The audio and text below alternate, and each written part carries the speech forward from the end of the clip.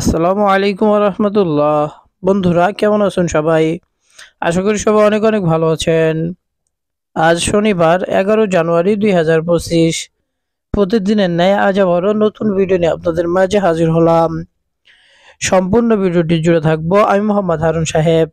আজকের ভিডিওতে আলোচনা করব বাংলা ইংরেজি আরবি মাসের আজ কত তারিখ।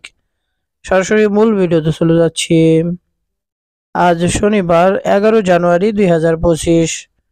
এখন জানবো বাংলা মাসের আজ কত তারিখ। বাংলা মাসের হলো 28 পৌষ 1431। বলুন তো বন্ধুরা, আরবি মাসের আজ কত তারিখ? আরবি মাসের হলো 11 রজব 1446।